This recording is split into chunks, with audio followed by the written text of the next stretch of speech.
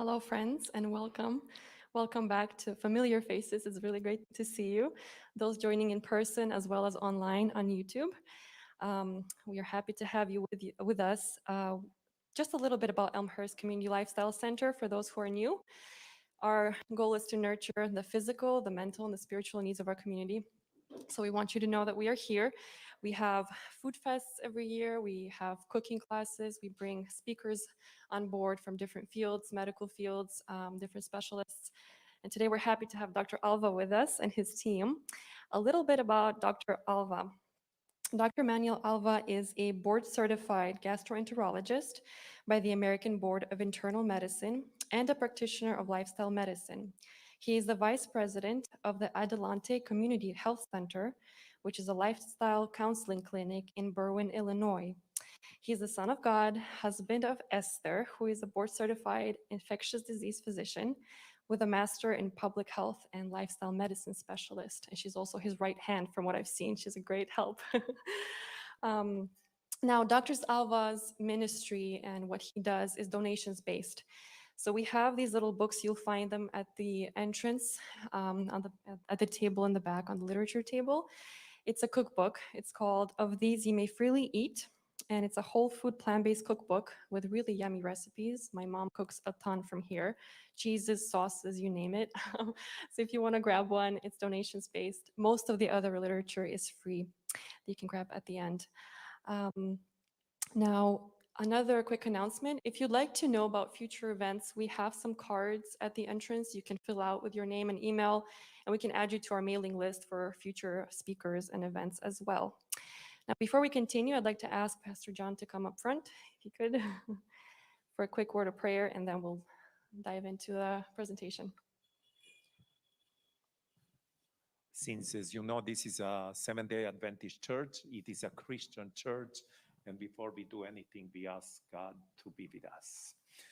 So let us pray. Dear Heavenly Father, thank you so much for this beautiful day that you're giving us.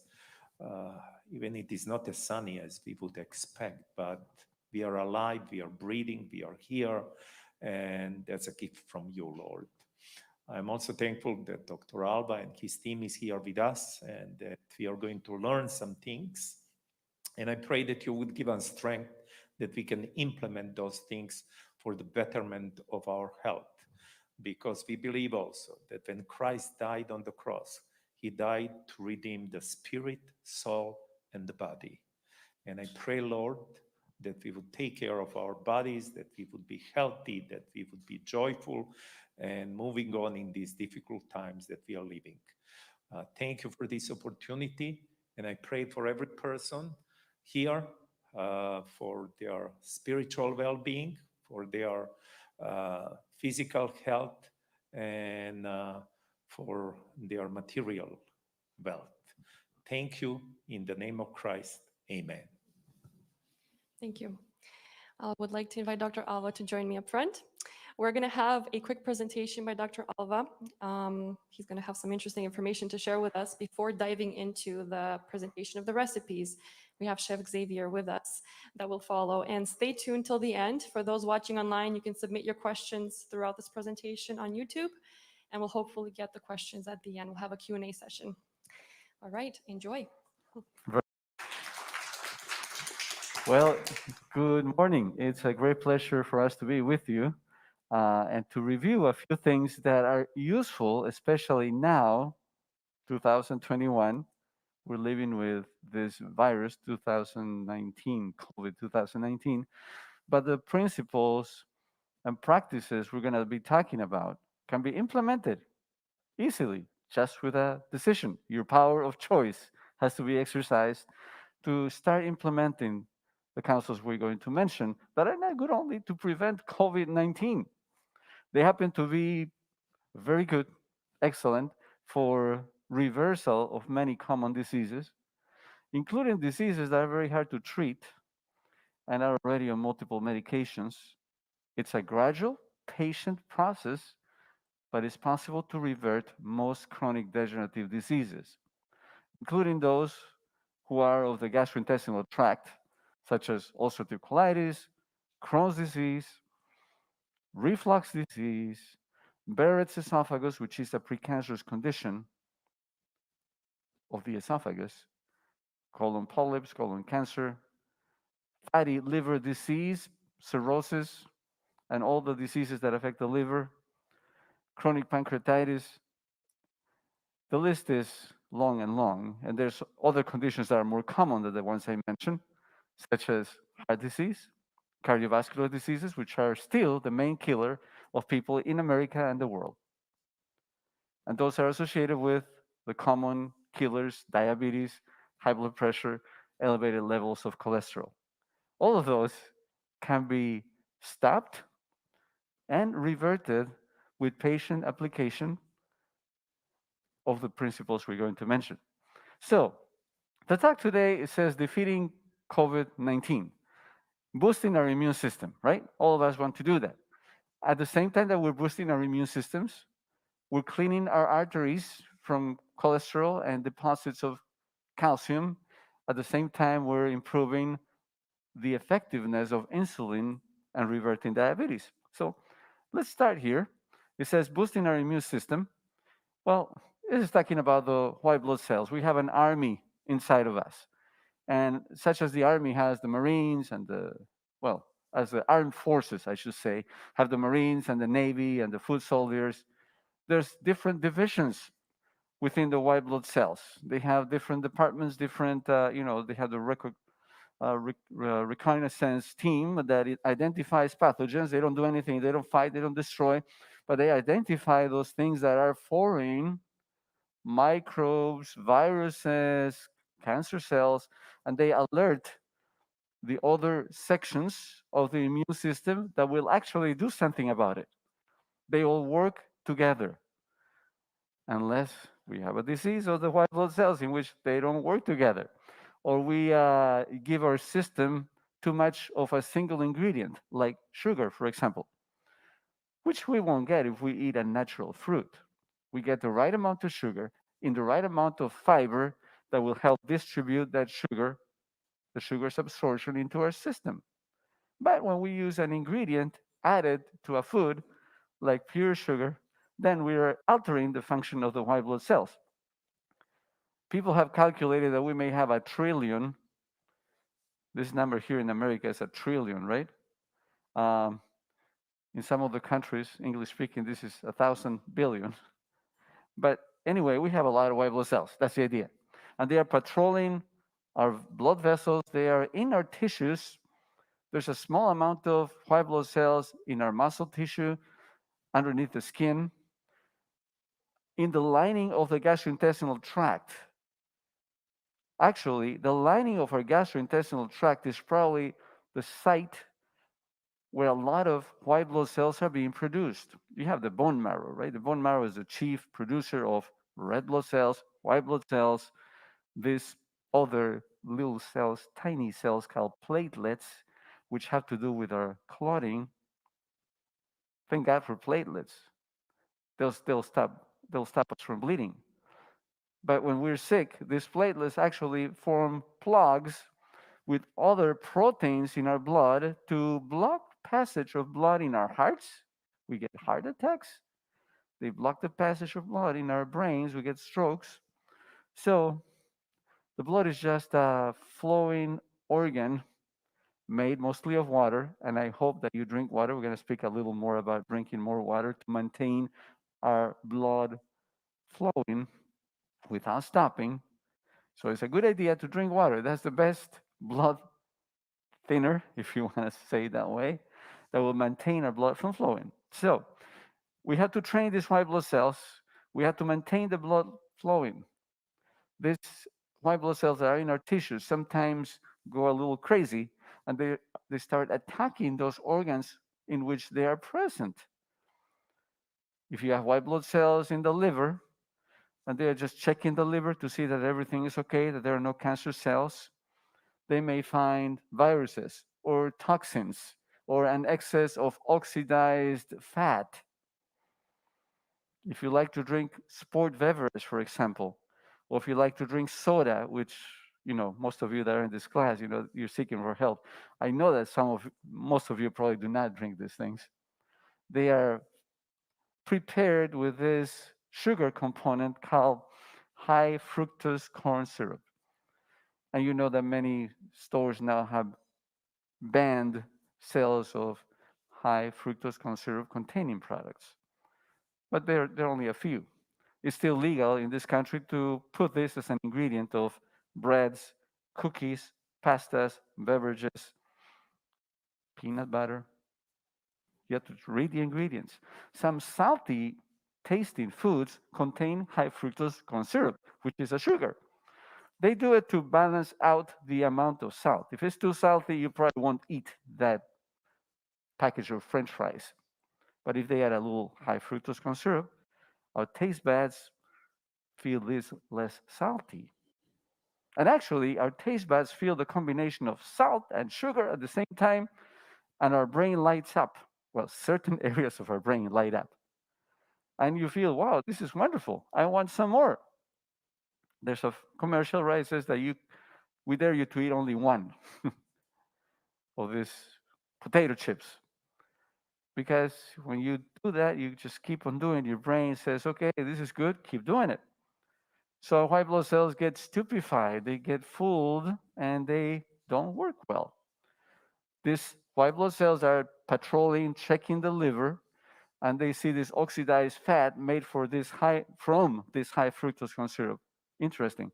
This is a sugar that, because it's an excess of this material coming into our body, our liver is the first one that checks anything that comes from the digestive tract. If we eat something, all flows to the liver. The liver has the function of sorting good things, bad things, and if it's an excess of something like this high fructose corn syrup, the liver takes the responsibility of taking this in because it's too much sugar for the whole body. And then, because there's too much, it transforms this sugar into triglycerides, a fat. So sugar becomes fat when there's an excess of this product that we don't get it from natural foods. If you eat an apple, a watermelon, and I think the people that put this display here, this is all real food, by the way, and real flowers. Amazing. When you put any natural product in your body, you don't get high fructose corn syrup that is concentrated by the industry. Oh, you will say, but fructose, that sounds like a sugar of the fruits, right? It sounds natural. Well, the sugar of the fruits, like that watermelon over there, is called sucrose. It's a marriage, it's a bond between a molecule of fructose, yes, and a molecule of glucose. They're bonded together. And when they're bonded like this, it's a family, right? It's not called fructose anymore or glucose anymore, it's called sucrose, the sugar of the fruits. We consume a fruit, the fiber contained in every fruit regulates the release of this sugar into the lumen of the intestine, where this sugar is picked up by some proteins that capture this. They have an enzyme, which is a scissor, that cuts the bond between fructose and sucrose. And then we have a free fructose and a free sucrose. The sucrose goes to a receptor, a door, that opens up especially for this glucose, and the glucose gets inside the intestinal cell. The fructose that was just produced, it's rapidly converted into glucose just before it enters the cell. There's another enzyme that moves have you seen people that graduate that they are moved, what is that called? The tassel. Thank you very much. The tassels move from one side to the other, right? Well, the same thing. To convert fructose into glucose, the enzyme just moves the tassel. It's just a little chemical arm that is moved and is now glucose. So it uses the same door and enters the system. Wonderful. Unless, of course, you eat a tablespoon of sugar. And then the system doesn't work well because you do not have the fiber that regulates the giving of the sucrose into the intestinal cells. When you just get a glass of lemon juice and they pour sugar into it, there's no fiber there. The sugar gets into your intestines. The intestines break rapidly this into glucose and fructose. And because there's so much of this, the fructose gets easy entrance into our body. The fructose does not need a door or a receptor to enter our system. It enters without you noticing it. Now, if you drink a beverage which only contains fructose, what happens? All of that sugar contained therein enters your system without a receptor, without measure, without checking it in. It's like a porous border, right? Everybody gets in. Boom. And then the liver receives all this fructose, and the liver knows what to do. Transforms that into triglycerides. So you get a fatty liver by drinking sugary containing fluids. And if you make the mistake of drinking something like beer, which contains alcohol, which is actually like a sugar, alcohol does a double damage to your intestinal cells first, and also to your liver, which is trying to detoxify. This alcohol is a terrible substance. It's going to damage the blood vessels. It's going to damage the brain, the heart. So the liver says, can't do that. Starts metabolizing, breaking down that alcohol. The problem is that the first product that the liver makes after removing alcohol is called acetaldehyde. And that's even more toxic to your nervous system. So there's some other enzymes in your nervous tissue that will break that down. That's why people get a little dizzy with a little alcohol, but some of them metabolize it faster and they seem to be okay. They don't get drunk by drinking a couple of beers because their systems are clearing that out as fast as possible. But the damage to the liver continues. You get fatty liver by drinking alcohol or by drinking sugary drinks. It's exactly the same type of damage. The thing with alcohol is that damages your brain and your muscle fibers of your heart too. So that's an extra layer of damage. So sugary drinks, alcohol damage your liver. They make your liver full of fat. Now, if you have a good diet, besides all the sugar drinkings you're eating, you have a 4 in 5 chance of not having liver damage. Only 1 person out of 5 that has fatty liver will go on to develop further liver disease and cirrhosis. But that's another theme for another time. So we can do a lot of training on white blood cells not to destroy our organs and to actually fight cancer cells and to fight microbes, viruses, and bacteria, COVID-19, SARS, flu viruses, cold viruses, rhinoviruses, every virus that we know. There's several subdivisions. We saw on the previous slide that I just jumped, the phagocytes are the army's foot soldiers. They are the ones that eat bacteria or large cells. They just engulf them and digest them inside of their inner parts. Lymphocytes destroy virus-infected cells, target cancer cells, and produce antibodies.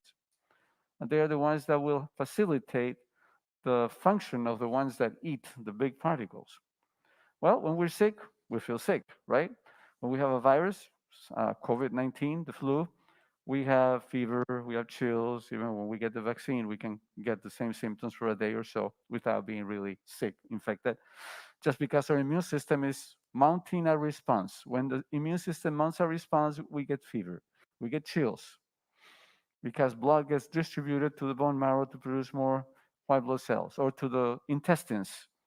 Some people that get this viral syndrome get a little diarrhea because their intestines start producing a high number of white blood cells.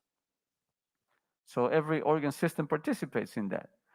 And then it's easy to prevent disease, infectious diseases, by washing your hands. You know all this, 20 to 30 seconds, you sing happy birthday twice. This lady is doing what it says there not to do, right? Don't touch your face. Now this mask, if you're not used to a mask, you'll be, trying to accommodate your. Don't touch your mask. Just put it there. Make sure it's sealed perfectly on the morning when you put it in. If you're gonna be with people, when you are not with people, you can take your mask off. It's just a prevention of you passing the disease on to others, much more than you preventing the disease from others. Actually, there's a number of diseases the Asian countries have shown us, and I'm going to talk a little bit about that when we get to the masks, that covering the face when you have a sore in your lip, right? A cold sore is called commonly. You know that those are mostly caused by herpes viruses. Herpes viruses can be spit out literally when you talk. And if the other person is too close to you and has an open mouth or is talking as you talk, you will get it too.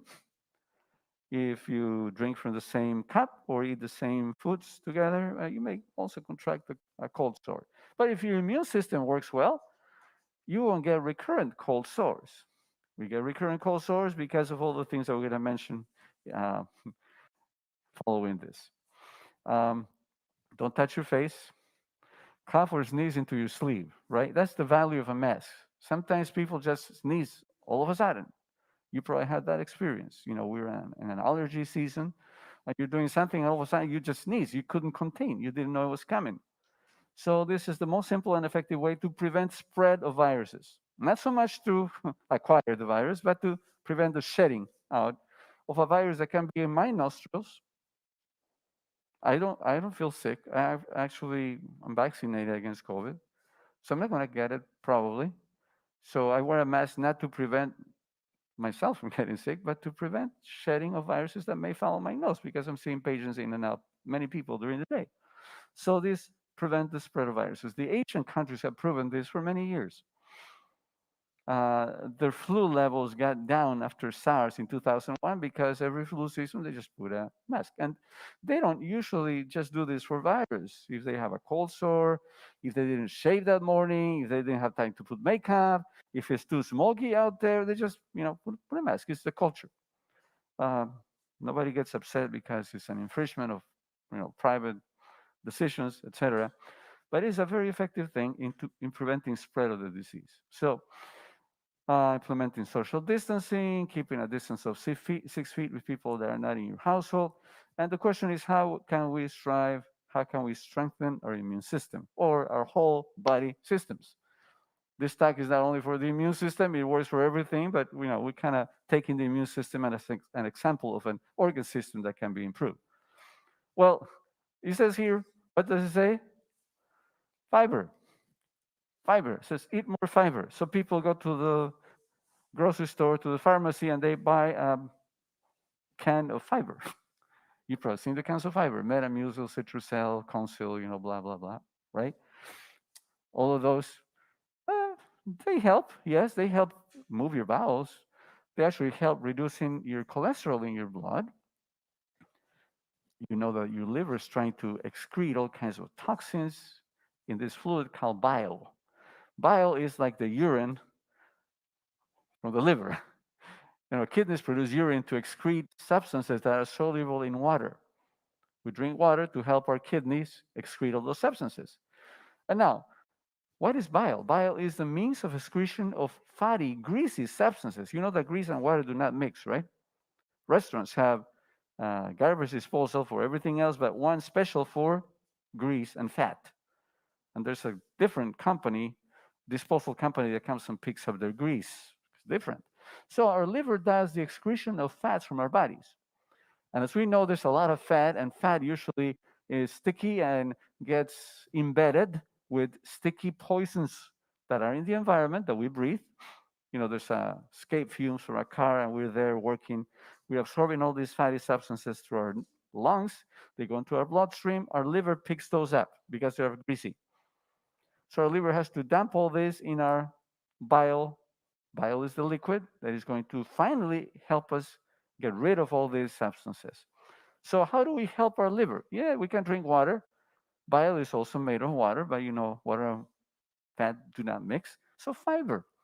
Why? Because as the bile leaves the liver, it goes to the small intestine and has to travel the whole length of the small intestine, more or less, for about 12 feet. And in the process, if you don't have enough fiber in your diet, this fat gets reabsorbed in your small intestine, in the latter parts of the small intestine. It's called the ileum. Gets reabsorbed and goes back to your liver. That's a natural recirculation. The body uses that capacity to not lose bile salts and help the digestion of fats. But it also works against us because it may reabsorb fat. So you're trying to put fat out of your body, and you're drinking more water to see if that helps. But if you don't have enough fiber, and these fiber products help a little bit, But it will be better, infinitely better, that if everything we eat contains fiber. If everything we eat contains fiber, that is a plant product. It comes from plants, from vegetables. It comes from whole vegetables, not refined vegetables. The two biggest mistakes that we make as industries and as society is to get whole foods and we process them in two different ways. We give part of that to the animals as animal feed, wheat, corn, soy, to fatten the animals that we're going to eat. Those animals have no fiber. You have heard about muscle fiber. That is not the fiber we're talking about. This is not vegetable fiber. It's not going to do anything for us. The animals we eat are fed with this type of fiber. And then we get the other part and we refine, we put them through a process of removing the fiber, like to make white flour, to make pasta, cookies, white breads, right? Instead of getting the whole plant, everything in the plant, and nothing but the whole plant. These are eggplants, right? It's very hard to process or refine this, but you could prepare it, boil it. You could actually eat it raw if you wash it well, if it's organic, or you can put it in the oven with some other things and you have a delicious platter. I'm not a cook, so I'm not going to delve too much into that. So, fiber. Eat all types of whole foods that are from the vegetable kingdom, and you get enough fiber. Very good. So, how does that help our immune system? Well, it cleans all the garbage out, and our immune system will be working better. How does it help diabetes? This is the mainstay for diabetes treatment. You eat a whole foods, plant based diet, and your diabetes will be reversed. You just stop eating everything else. You just eat a whole foods, plant based diet. If you're brave enough, if you're serious enough about getting rid of your diabetes, that's what you do. Yeah, you want to do it the slow way, you can do that too. Because sometimes we're not ready. Our bacteria in our guts is not ready to start eating a whole foods, plant based diet. Our flora, our intestinal flora, our bacteriome is not ready. We're going to be producing lots of gas. Many of you have tried eating more cabbage, for example, you get gas. So you just throw the cabbage away because it's gassy. Yeah, your bacteria, which are very helpful to your immune system. Actually, that's probably the part of our body. I'm saying our body, and it's not even ours, right? It's borrowed. We have friends living in us, and they outnumber us. For every cell in our body, we probably have 2 or 3 bacteria on our gut. And we're counting all the cells, hair, skin, muscle, eyes. Every cell in our body is outnumbered by the number of bacteria we have in our gut. And bacteria divide very fast. You get a single bacteria that in an hour will divide and make 2. And in another hour, those 2 will make another 2. And in a day, you can get a good million bacteria. And in 2 or 3 days, you're just full of bacteria. That's why it's important to have the right kind of bacteria. Many people go and break the piggy bank, go to the store and buy probiotics. That's one way of doing it, but it's not the most effective because we don't know how much are we using. Sometimes we read, oh, this has 1 billion bacteria per 5 cc's per teaspoon, so it must be good, right? Really? We don't know that. Most of those are destroyed by our acid in the stomach, and some of them pass through and populate our small intestine. It is maybe 1 or 2 types of bacteria. And it is that if we have a wide diversity of bacteria, the more diverse our bacterial population, the better. How do we figure that? I mean, we're just learning about this. Are we going to get probiotics from Canada, from this, from there? I'm just going to put them in our bodies? No, it's an easier way. You get fiber, you get these prebiotics, before the bacteria. This is actually good fodder, good food for your bacteria. The apple with all its peel, whole wheat, different types of nuts. Be careful with the nuts. You should eat more nuts than what fits in the palm of your hand every day. Otherwise, you get a little too much fat, especially if you have heart disease. You can have whole wheat pasta, actually, and you can have leaves. The leaves are better as prebiotics. Listen to me. Leaves are better as prebiotics if you boil them. Okay? If you boil them, you steam them. If you eat them raw, and if you're not ready, you're going to get a lot of gas. So be careful with that. So fiber is contained in a whole foods plant-based diet. Carrots. You go, carrots, they're full of dirt, right? You have to wash them well. That's all right. Actually, the best prebiotic, and I'm just going to jump from here to the next slides, but I need this concept to be understood. The best prebiotic, if you want a good flora in your intestines, don't go and buy bacteria probiotics. Don't do it. Make sure that your diet contains two elements: roots and leaves. In other words, things that grow in the ground or underground. So we have to go down, right, to go up. And you eat these products boiled, baked. Don't eat them raw yet. You just rehashing your intestines and your microbes in your intestines. So the best thing is just give them the prime matter, the prime substance, which they're gonna eat and grow. You do have good bacteria in your bowels right now. Problem is that we may have a lot of bad bacteria too. But in order to select them, we don't need to take antibiotics, which is one way of doing it. Take antibiotics, you kill a lot of bacteria, and then you take probiotics to fill your guts with good bacteria. It sounds rational, it sounds reasonable, but it doesn't work that way because this system is so complex. It's better to drink water and eat boiled roots and vegetables. You can make a soup with carrots, onions, garlic, potato, sweet potato, and use the leaves, the cabbage, the spinach, and use things that are sitting on the ground too, like squashes and pumpkins. You boil all this. Sounds delicious, right? I mean, they all have their flavor. You don't need to add much. You don't need to add salt even if you don't want to. And if you have the blessing of having an immersion blender, you can blend all this and make a paste, and you can eat this for a week. You will revert your diabetes. You will rehash your intestinal bacteria. You will feel infinitely better. Your constipation is going to go away. Your reflux disease is going to go away. This is actually the best way to treat people with ulcerative colitis, Crohn's disease, because it's mushy, it's not going to cause obstruction, and it's going to build up your good microbes. It's just a blessing. You know, the curse, right? The curse becomes a blessing. Remember that God told Adam and Eve? God told Adam, actually, not Eve, because Adam was responsible for bringing the bread. And he says, well, it's not going to be that easy anymore that you go out and just pick fruits from the trees. Easy, just pull, eat, pull, eat. Now you're going to have to work for your food. And it's going to be food from the ground, fruit from the dust, because you're dust and you go back to dust. Well, that sounds like a curse, but it's actually a blessing for our condition right now. It's direct dust made into food from the roots and the leaves, and that is going to build up our bacterium, our population of good bacteria in our gut. So fiber. I cannot stress this more, and that's why we have the cooking class. Chef Xavier is going to bring a platter here that has replaced eggs completely. And you say, eggs are supposed to be good, right? No. They have protein, yes. You can bring a child from Africa or India, a place where they're really cachectic, malnourished. You can bring this kid and give him an egg every day. Eggs are really easy to cook, right?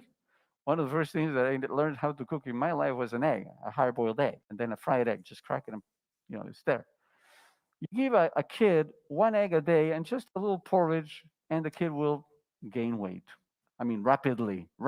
Why? Because an egg is a power plant of protein and hormones. Roosters don't put eggs, right?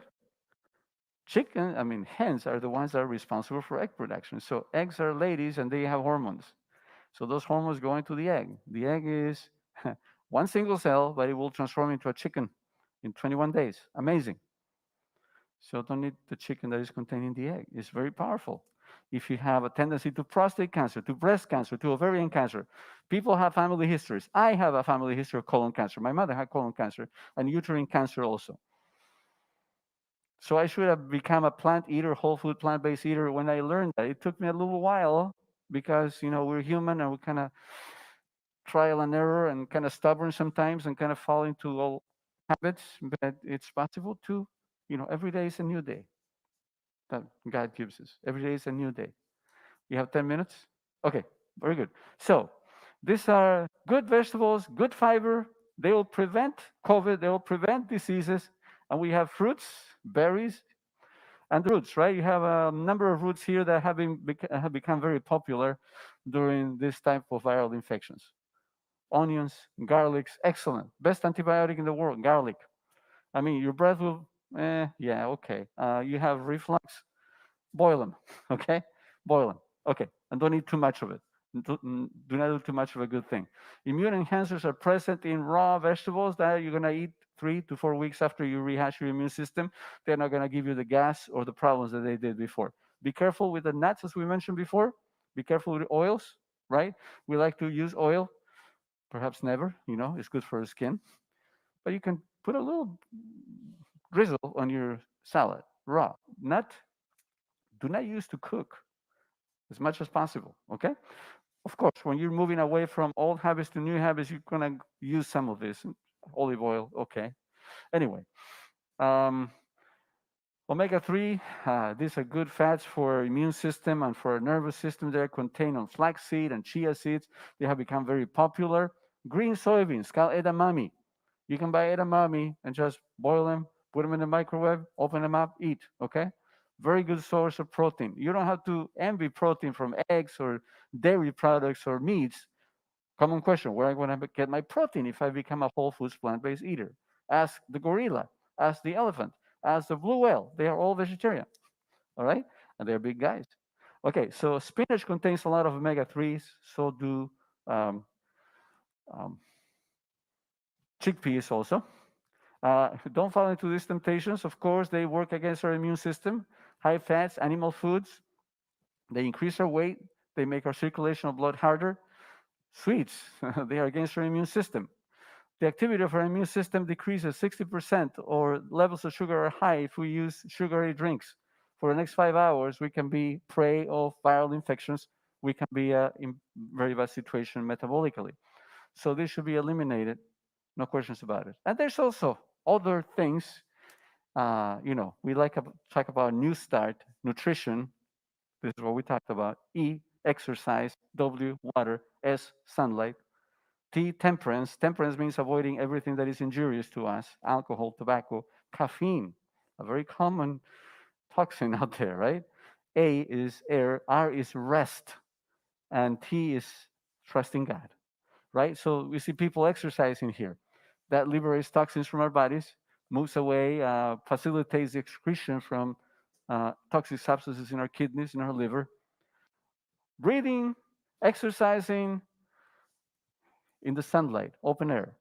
Three things you cover by going out half an hour every day, biking, walking. Walking is a good exercise. If you walk underneath trees, if you go to a forest preserve, you get all the thousands of substances that are flying. They are volatile in the air. You breathe all this stuff that the trees are producing for you. They enhance your immune system. They make your blood flow easier. Amazing how everything works, how God created us. This is not the product of evolution. God created us in an environment. He first prepared the environment before he put us in. And he prepared the plants, the food that we had to eat well before we appeared on this planet. And the planet was full of water before the 7 days of creation. It was already created. God is going to tell us one day, when did he create water? It's amazing. It makes everything flow easier. It cleans us up. It refreshes us. If you ingest water, and water will prevent flu pandemics, you bathe every day, you drink water every day, your immune system will work. Maybe you get the flu or something, or the COVID, but it's going to be milder. If we drink enough water, if we bathe every day, and if we get sick, we apply treatments called hydrotherapy. And I have to jump here, it's got fomentations. I have to jump because you can find all this information in the internet. I don't know if we could advance this. I'm going to try to move in. Don't apply fomentations if you have bleeding, if you're diabetic, if you cannot feel well. Don't get too complicated. If you want to get a good hydrotherapy treatment, go to your shower, open it up in warm. You don't need to be really hot, just warm. Count 30 seconds. Change it to cold. Not too cold, Like the process of pasteurization for milk changes from 70 degrees hot to 30 degrees cold or 20 degrees cold. And it's just in and out. And the bacteria go, "Oh, come on, we cannot grow with these changing conditions." But that activates our circulation. This change of temperature, right? From warm to cold to warm to cold, it will make our blood flow. You see, our blood is full of red blood cells, and they have to freely move. They move slowly when we don't drink water. They move slowly when we have toxins in our system, when we eat the wrong diet, animal products, sugary products, and they flow easier with water and a whole foods plant-based diet. So the secret of health is actually how we circulate the blood, how blood and oxygen get to every organ in our system. Sunshine kills germs, increases white blood cells, strengthens the skin, increases our vitamin D. So something good to obtain sun every day. The best solar protector, by the way. You can buy your skin protectors for cancer, etc. But green leaves have beta carotene. Beta carotene deposits in our skin if we eat enough every day, and that'll protect us. That's why we should wear masks, because nobody knows when the next person is going to sneeze, or even when you're going to sneeze. Protection is good. I don't think we see this anymore, right? Somebody sneezing in the presence of other people. Abstain from alcohol, tobacco, caffeine. They all mess up your circulation. They prevent your blood from flowing into your brain, flowing into your intestines. All of this, alcohol, tobacco, and caffeine, will rob circulation from your intestines. The site where you have this good bacteria, this garden that you want to keep your friends warm and toasty. So alcohol, tobacco, and caffeine disrupt the bacterium in your body. You can be taking probiotics, but if you drink them, if you use coffee, you're spending money on coffee and probiotics. You're not deriving any real benefit. So abstain from all products that are injurious. Alcohol has killed more people during the pandemic than anything else. People have more time. Alcohol was labeled something good. Liquor stores were deemed essential. So that's what we're seeing, people going back into habits such as cigarette smoking that was decreasing before, and using more medications, tranquilizers. Yeah, I don't use tranquilizers. I tell people, use natural products. There's valerian, there's orange blossom, and there's God, that if he keeps you awake at night, you can talk to him. He's going to tell you what to do. He's going to tell you how to solve your problems. He's going to point you to scripture that you can open up and you can talk to him. Don't be discouraged or anxious if you're asleep, if you cannot sleep at night and thinking, what am I going to do tomorrow? I have to work, I have to do this and that, and I cannot sleep. Worrying about that is going to cause more insomnia. So start talking to God. Says, God, why did you wake me up? Okay, he likes that. He likes questions like that. All right, you haven't talked to me in a long time, so let's get acquainted again. The best thing, the best coach that we can get is to walk with God every day. That's what we call the last trusting God, the best medication. God is going to help us understand our wives, our kids, our husbands. He's going to help us work together. It's going to be a process. This doesn't fix from, one day to the next. God has given us a pandemic to have more time so we can talk to him, so we can talk to our loved ones, so we can increase our endorphins by just touching each other in the family, by just being together. God gives us everything we need. He is our maker and he is our recreator. So let's take this opportunity of the pandemic that we jumped to that. I bought this, by the way, right? It says that you shouldn't be passing it out without paying. Come to me, says God, all of you who are weary and carry heavy burdens. Do we carry heavy burdens? Yeah. Sometimes I look at faces, I don't know how heavy is your burden. You look at me and I think, oh, he must have a burden this light. We don't know. Sometimes we ourselves don't know how heavy our burden is. But God wants us to give us rest. He's the only one that can give us rest. And rest is the best anti-stress medicine. By talking to him and being with him, we can really rest. That is all. We're going to answer questions at the end of the presentation. Now we're going to move towards our cooking demonstration. I don't know if you have any urgent questions right now that we should address. If not, there's time at the end. at the end of the presentation for bringing this in. So, in synthesis, let's just recapitulate.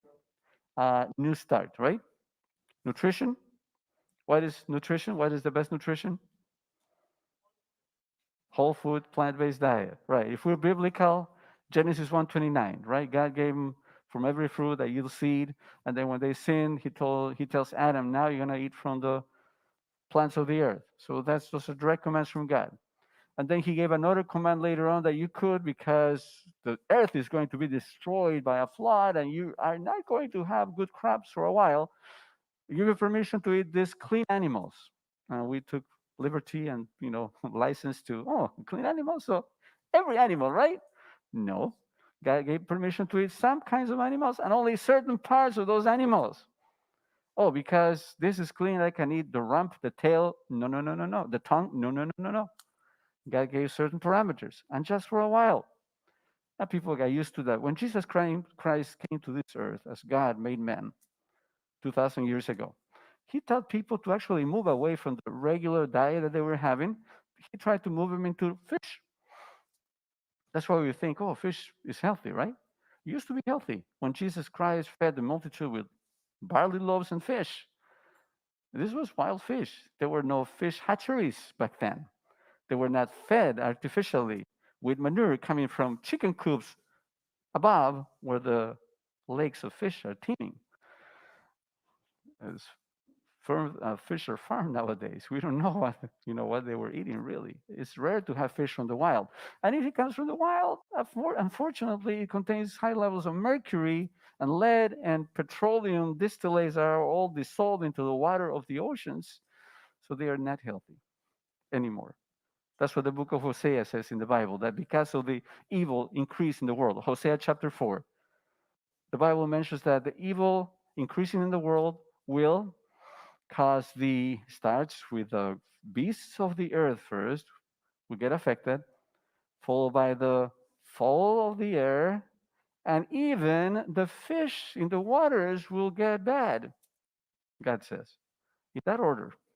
And we have no science have told us first, no red meats, no processed meats. Okay. Oh, chicken's not good either. Okay. And maybe fish should be limited, right? I mean, this is backed by science directly. So it's just better to go back, try to go back to the Eden. The door is closed. There's no more Garden of Eden, but there's still the plants that God told us to eat. And because of global warming, there's more plants now available. Amazing. I've never seen so many avocados in my whole life than during these last 2 years. Never seen any more produce. And people say, but are we, losing water and crops, and what's going on? Well, the CO2 makes plants to grow. So we have more plants now. Praise God. Pretty soon, natural disasters may finish that off. But we have the promise. Jesus Christ himself told us when all these things start happening, natural disasters, diseases, plagues, instead of being afraid, which is going to decrease our immune system activity and our health, instead of being afraid, he said, stand up. Please stand up right now, because we need to stand up. You've been sitting for a while. Stand up and raise your heads. Lift up your heads, because your redemption is here. It's closer. It's getting closer. The promise of recreation. He's going to make us all new. Yes, you can stretch. Stretching is good exercise. So we have here Chef Xavier and Glenda. I'm going to just relinquish my microphone to Xavier.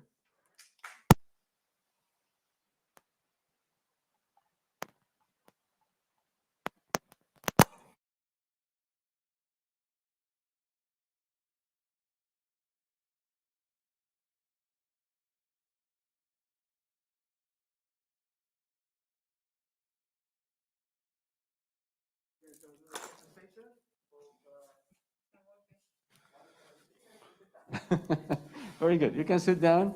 Yeah, after stretching. Very good. All right.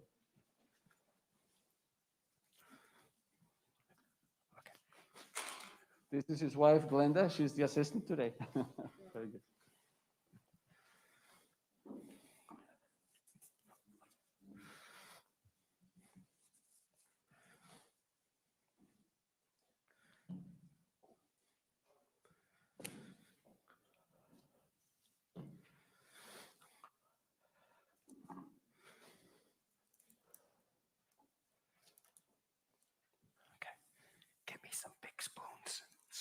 plastic spoons. All right, husband and wife, right? That's good. The best team, husband and wife. Okay, good morning, everyone. Grateful to be here this morning to share some healthy cuisine. Let me tell you a little bit about myself. I'm a professional chef. I have worked in hotels and European restaurants half my life. And now I'm entering into a new phase of my life and learning about vegan cooking. And I thank God for that. It's exciting. It's something new. And I don't know, I didn't mention I'm semi-retired, but I'm pursuing a new career. I'm excited. So I brought the ingredients that I'll be working with today, and I'm just going to recite some of the ingredients. I won't give you the procedures of the items that I brought today. Try to make them visible so you have an idea, or you have any questions, feel free to ask me, and I'll continue on with the questions. I'll be making the dough first. So for the filling that will go into the quiche this morning is tofu, and these are the packets of tofu that you will see in Jewel, Tony's, Whole Foods, and you will need to use the firm tofu. This will be placed in a bowl, and you will mash it with a fork gently. So it's not you can even do it with your hands. The spinach you can also buy in those grocery stores, and defrost it one day ahead before you're ready to do the project or make your quiche. The zucchini and the squash, of course, is fresh. And just to give you an idea of how I did it, I took my fresh zucchini and squash and grated it. Once you grate it, you place it in a bowl. Or if you see it's liquidy, you can squeeze some of the liquid out, but it won't release too much liquid. Next will be the dry ingredients. We have the nutritional yeast. This you can find at most health food stores, Whole Foods, Trader Joe's even has it. And the next item will be the chick style seasoning, also available in these stores. So I brought this because we have it at the clinic where the church that we're at. So they sell this product there. So that's for the filling. The next one will be for the perfect pie crust. And we made the dough ahead of time because we don't want to take too much time. So we used two separate bowls. One bowl, we placed all our dry goods, the wheat flour, the white flour, and the oat flour is a little tricky. The oat flour you will take and measure out oatmeal and put it in your food processor or in your blender and blend it to a fine powder. That's your oatmeal flour that you'll be using for the crust. So you have all the dry ingredients, you add your salt to it, that's in one bowl. Then this is the tricky part. The second bowl you will have, medium-sized bowl, about this size, you will place half a cup of oil and the lutein that you can buy also at Whole Foods or most grocery stores. And this is the important part. Half a cup of the hot water, you have to be sure that it's really hot because this is going to dissolve the flakes here, the granulates. So you whip it with a fork in a bowl, and you make sure that it's really blended really well before you even place the liquid into the dry goods.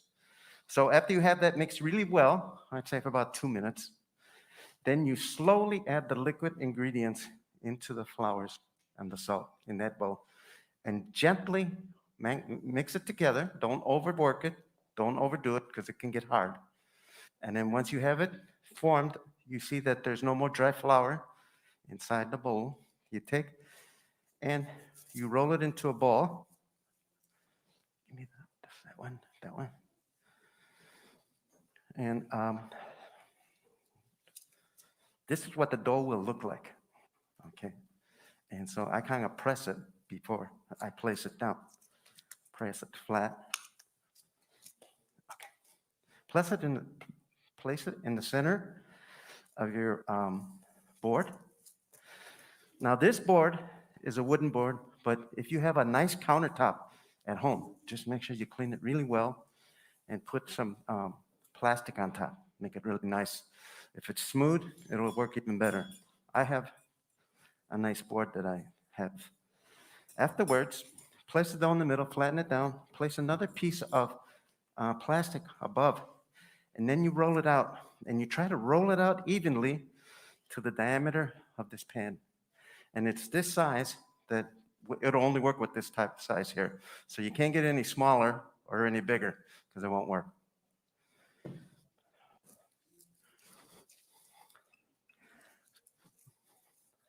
So you kind of roll back and forth, right and left, up and down, until you get it to the size of the pie pan that you'll be using. Now, someone told me that you could use the tin pie pans. I don't know, I have not done it, but I can be a witness to the plastic ones, the old-fashioned ones, they work really well.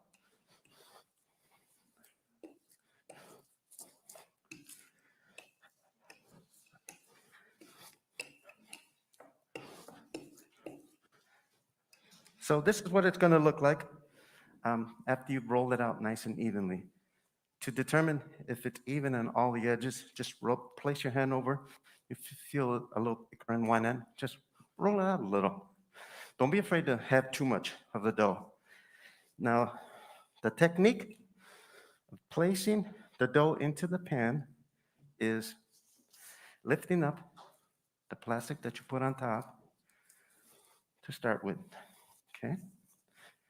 And then this pan, I took a little bit of oil, just a little bit, spread it all over, place it in the center, make sure that if you don't think that you have enough, okay, well, you can roll it out more. Don't be afraid to put another plastic over again, roll a little more. And then, here, I kind of tucked it underneath, so, oh boy.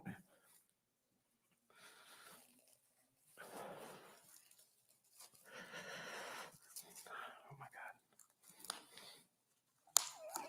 Okay.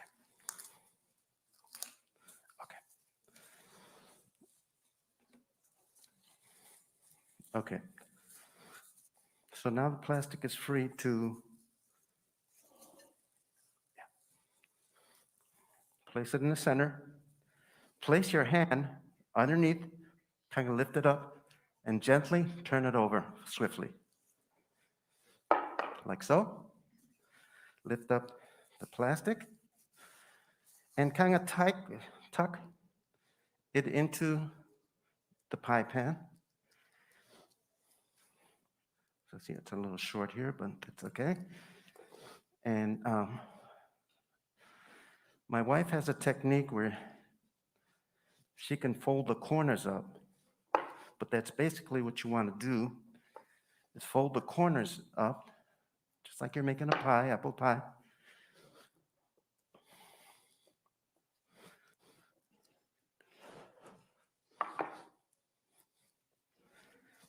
And voila, we're ready. It's ready for the filling. So next step will be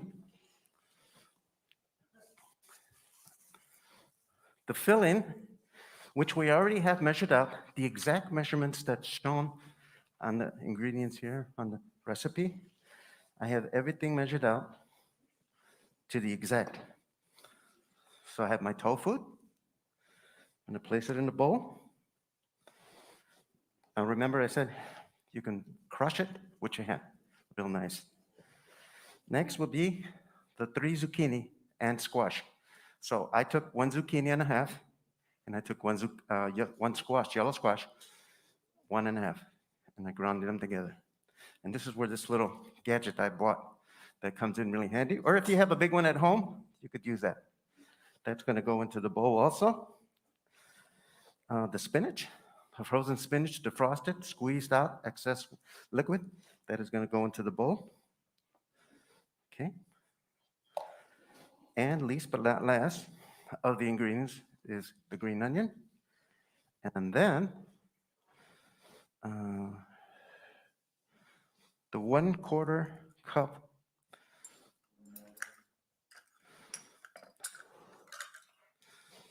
of the natural yeast. Measure that out.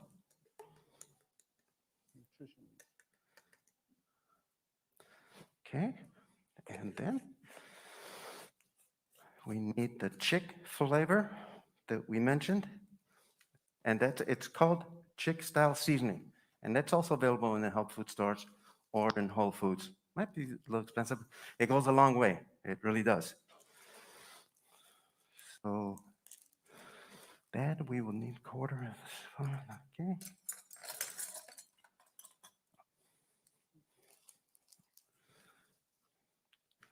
Have that, and the oil is the last, and that will be for the garlic.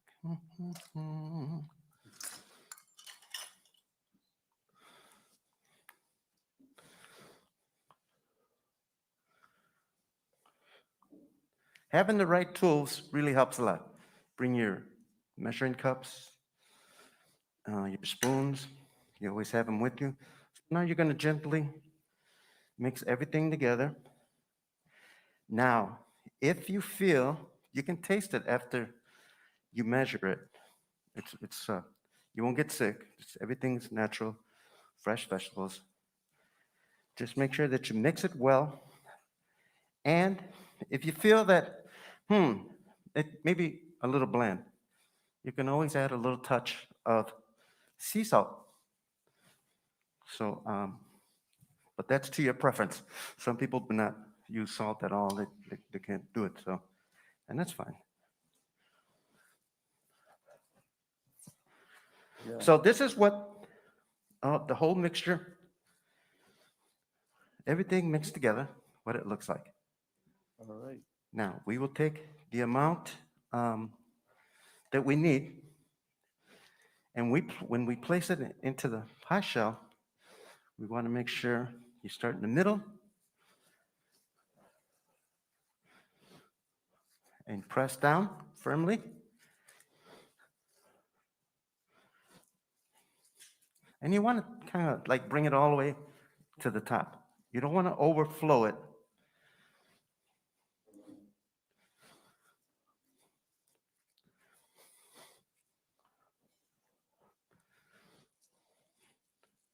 Make sure it's even.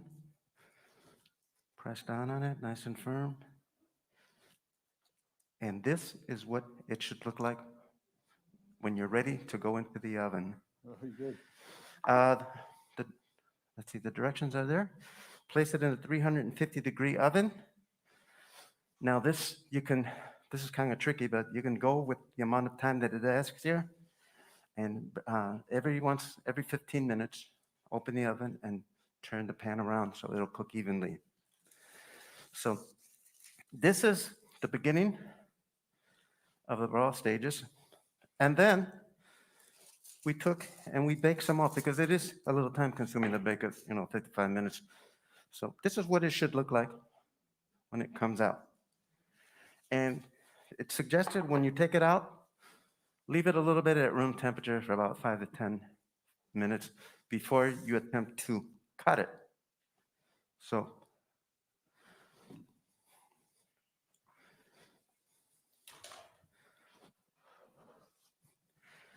then I will give you an idea of the presentation. Now, this is what the presentation is going to be, but you can be open-minded. Maybe you have a personal preference where you'd like to serve it with a hot vegetable. That's your choice too.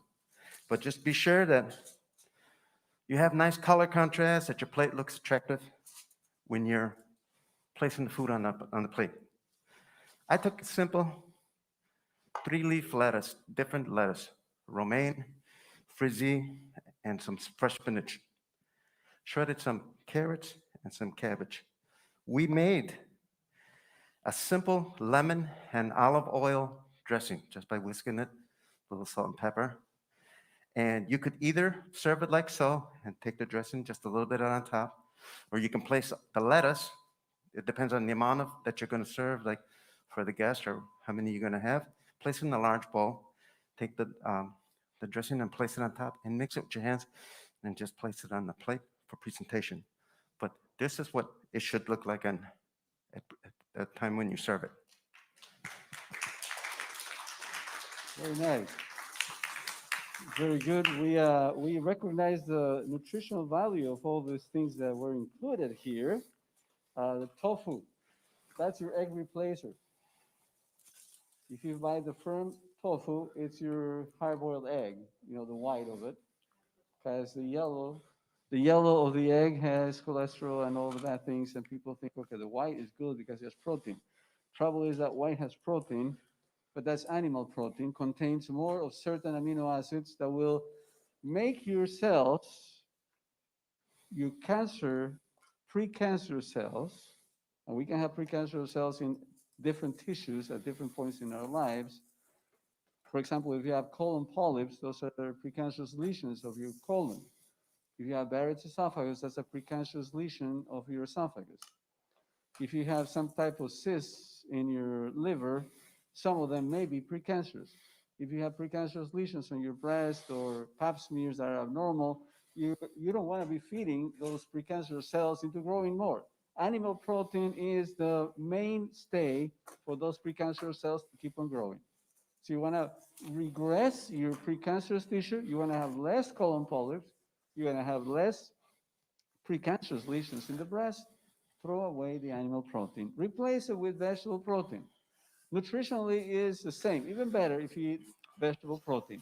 Tofu is an excellent means of having a lot of vegetable protein. Tofu also has estrogens, has some hormones, but be careful. Some cancer specialists have read, oh, it contains estrogen, so they prohibit ladies with breast cancer to eating tofu. But they don't say a word about avoiding eggs, dairy.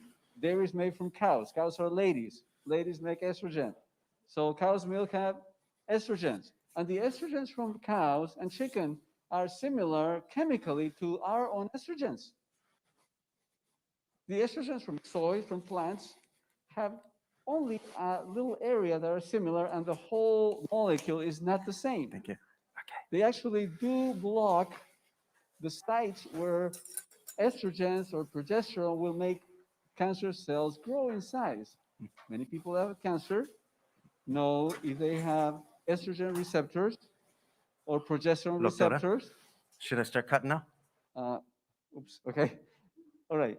Yeah, you can start cutting. Anyway, make sure that animal estrogens or progesterones are not present in your diet. The best way is to eliminate dairy products and egg products. If you want more information, scientifically based, because you may say, well, this guy he's a vegetarian, he's making propaganda, you can check it out. There's a good site, it's called nutritionfacts.org. Nutritionfacts.org. Dr. Michael Greger, he's from Boston. He's from Harvard.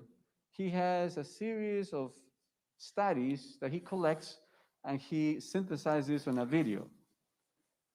The video lasts 3 or 4 minutes, and he produces a video every day on every subject that is of interest. And doing all these studies, he has fallen into the account that eating a plant-based diet is the best. So he has become a plant eater. He also exercises every day. Some of his videos, he tells the story of what he's talking about, and he's walking on a treadmill at the same time. He's exercising. If we see the videos from Dr. Greger 8 years ago and compare with the ones now, he looks slimmer and trimmer. He looks healthier even though he's 8 years older now. Because what you believe and you practice becomes you. So tofu, right? Tofu, spinach, also high in protein, high in calcium. Not so much calcium as dairy. Yeah, it's true. Dairy has a lot of calcium. The problem with dairy is it has animal protein. And when your body takes animal protein, it stimulates the growth of certain parts, but your kidneys are helping you. Your kidneys will, and your liver will help you move out this animal protein in the form of urea. So you'll secrete more urea. Trouble is, when you have more urea being secreted from your body, it takes away, urea has two hands. When it comes out in your urine, it likes to be accompanied by a molecule of calcium on each hand. So for every molecule of urea you're peeing, you're also losing 2 molecules of calcium. That's why people with the most ingestion of animal protein have most osteoporosis.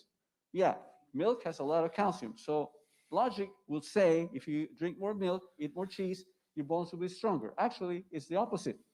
Countries and societies in which more milk and dairy products are ingested are the ones that have more osteoporosis. If you go to Africa, people don't have osteoporosis. Why? Because they walk, they take heavy loads, they exercise, in other words, they're exposed to the sun, they have vitamin D, and they eat a lot of plant foods, not a lot of animal foods. So spinach, tofu, we have all the calcium we need here. We have all the vegetable protein. Vegetable protein does not make you lose calcium like animal protein.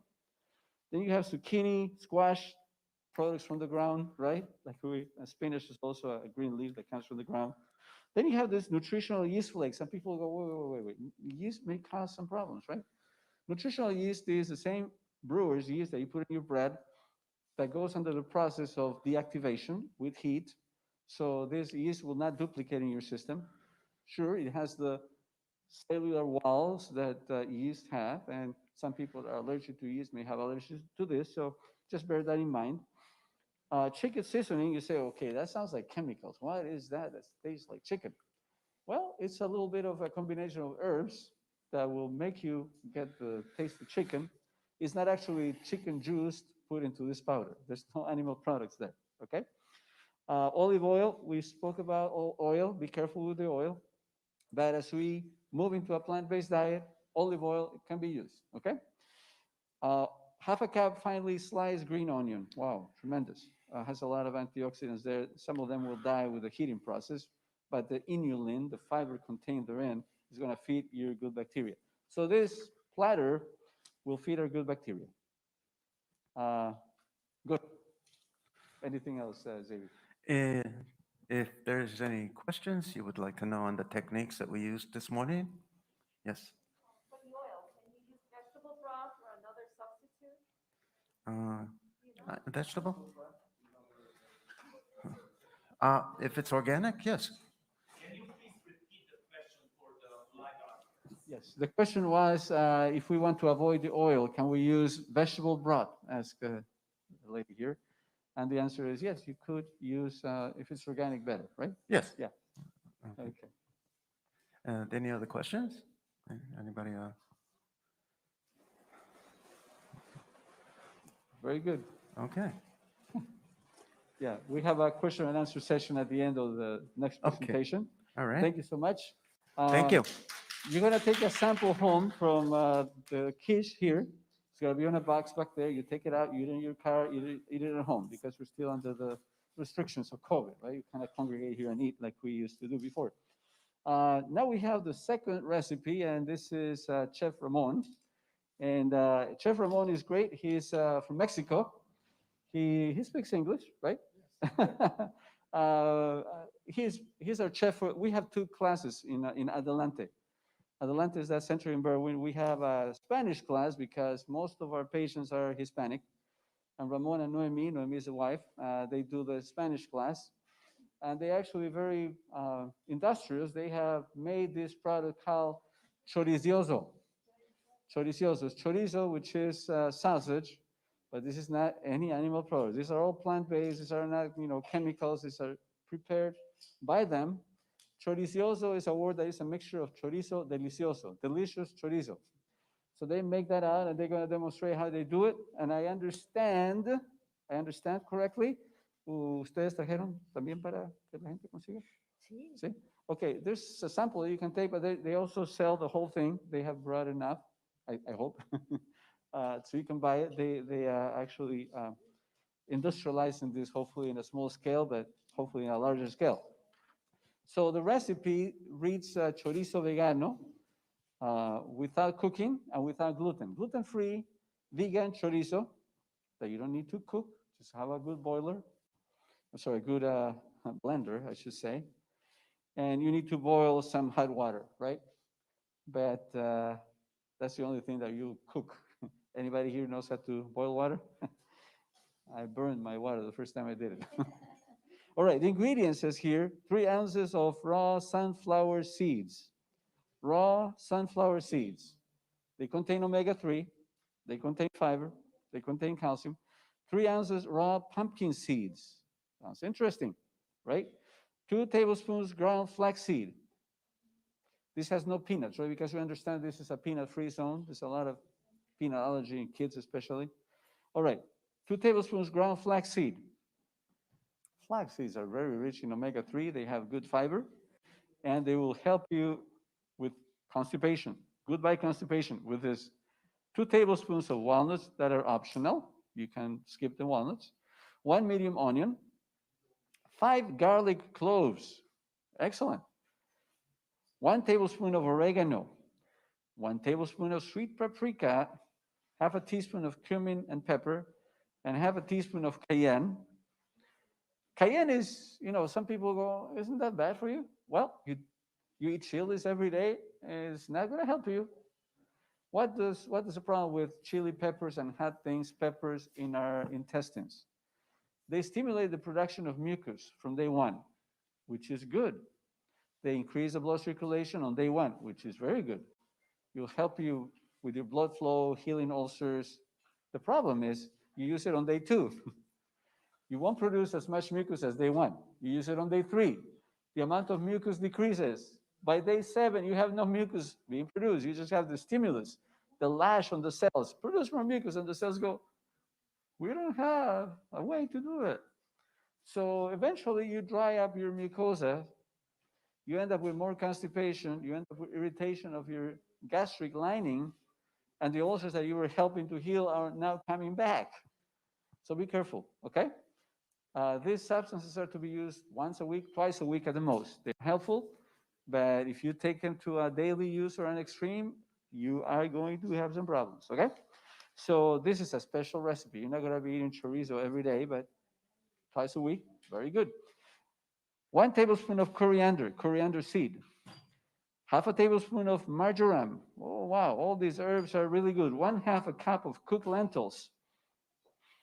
Half a cup of brown rice. Brown rice has more fiber than white rice. That's why we prefer brown rice. Some people have trouble chewing brown rice because it's not as soft as the other one. So mix your white rice and your brown rice to get used to this different texture, and slowly increase the amount of brown rice to your white rice until you're comfortable, okay?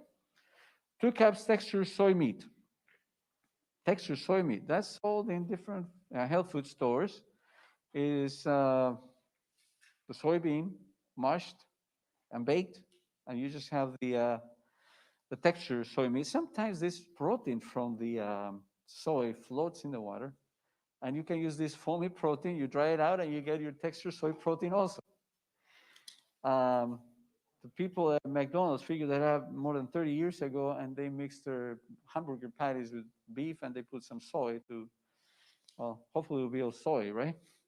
1/2 pound of gluten-free breadcrumbs or brown rice flour, 4-ounce sun-dried tomatoes, 2 tablespoons of amino acids. Amino acids are, do you have this liquid aminos? Yeah. Liquid aminos are, it's the equivalent of soy sauce, but it has lower sodium than soy sauce. Useful for those people that are limited in their sodium. By the way, a plant-based diet with no processed products is the lowest in sodium. Now, you could add salt, you could add this and that, and you'll be adding your sodium. But if you eat a strict whole foods plant-based diet, that's the lowest sodium. Very useful for people with congestive heart failure that have to take diuretics. Very useful with people with liver disease, that they accumulate water and fluids and they have to take diuretics also. And people with kidney disease. And some folks are prohibited vegetarian diets when they are going in the way of developing kidney disease before they go into dialysis. Less potassium, so they are limited into amounts of vegetables that they eat. Yeah, they usually are put on some diuretics that will eliminate potassium. And as soon as they see that the potassium levels are increased, they are put on dialysis. Once they are on dialysis, they can eat well again because the dialysis should excrete the excess potassium. Depends on your dialysis center, right? They have a standard solution. Everyone that comes in, they put the standard solution, they hang it up, works with the machine. People are out in 2-3 hours. If somebody says, wait, I'm a vegetarian now, and I'm going under dialysis, then they scratch their heads. They have to use another solution. So it adds to their work, right? Quote unquote. No, man, okay, so they have to look for another solution, and they have to remember to order that for these 2, 3 folks that are eating more vegetarian, and it will wash out your potassium. It'll be normal. That's why you get dialysis, to live more normally. But it's easier not to work too much, right? I mean, this is similar in every walk of life. People want to work less, want to work less. But sometimes you put these guys to work, and in general, people that are vegetarian and are still undergoing dialysis live longer than those that are undergoing dialysis and don't have a vegetarian diet. Most of these folks died of heart disease. Their kidneys do not help them to have good blood flow. So it's a good idea to just talk to people. If somebody has dialysis, just tell your dialysis center you're going vegetarian. They have to adjust to it. Same thing with the coumadin. People that take warfarin are prohibited to eat green vegetables. Oh, they have vitamin K. And you know what? By extension, see how human mind works. Even doctors' minds work this way. Okay, so they think we're thinning your blood with warfarin. Warfarin is antagonist of vitamin K. So that's why we're asking you not to eat foods with vitamin K, like green leaves, because you're going to oppose the effect of the medication we're giving you. So they tell you, limit yourself on consumption of green leaves. No, you can put those guys to work. They don't like to think. You eat your vegetables, you're going to need a little more warfarin. So what? You just need a little more warfarin, and you get all the benefits of the vegetables. All right. So that's one thing. Second thing is how twisted our mind is. Now, some doctors tell normal patients that don't need warfarin, they don't have atrial fibrillation, don't have heart problems. They tell normal patients, oh, don't eat green leaves because they thicken your blood. That's crazy. Actually, they lighten your blood flow. But because they are thinking about the vitamin K, oh, they must thicken your blood. So don't eat vegetables, right? Oh, so you think you produce squats? Okay, no vegetables. Anyway. All right, we're ready. Guajillo chilies, chili pepper, large beet for color, and vegan beef flavor, 2 tablespoons powder or liquid wood smoke. Vamos a empezar. Buenas tardes. I'll translate for her, okay? It's good afternoon. Vamos a empezar haciendo la salsa. We're going to start making the sauce. Ajá. Para la salsa se va a poner casi todos los ingredientes menos es el arroz, Soya. la soya y las semillas. Okay, we're going to make the sauce first, and we're going to use everything except the rice, the texture soy, and the seeds. All these seeds that we mentioned are all mixed together, right? Están mezcladas. Ajá. They're all mixed together and blended there. So we're going to use these 3 products at the end. Okay. All right? Sí, porque las quería yo que quedaran no como harina, sino como así. I just grounded them, grounded those seeds into that texture. I don't want them to look like flour, very minute amounts. So just that consistency is good. Vamos a empezar. So we're going to start now. That's a chile guajillo, right? Chile guajillo. That's a species of chile, chile guajillo. They're not too hot, too bad. No, they are not hot. Okay, they are actually not hot. Good. Level of temperature 0. Okay. Esto le da el color. That gives color to it, and red color is good for prostate prevention, right? Prostate problems prevention. Every man should eat red. Para el color también le pongo remolacha. Yeah. Beets are great in iron, great in fiber, great in protecting your prostate gland. Prostate cancer is the #1 cancer in men. Sí. What else? ¿Qué más? Los Sun-dried tomatoes. sun-dried tomatoes. And those have more fiber than regular tomatoes because it's concentrated. Sí, eso. And they have lycopene, which also prevents prostate cancer. So this chorizo is good for men. Okay. Very good. Sun-dried tomatoes. Ahora todo. Okay, and the rest of the list that was here. This recipe is going to be available also at the end. So if you don't get what I'm saying or the process, it's all explained here. This garlic? Un poco de coriander. I'm sorry, that's coriander seed. And all the amounts are mentioned in the recipe. Yeah, she's trying to make, well, she's using less ingredients than to make this one that is mentioned. But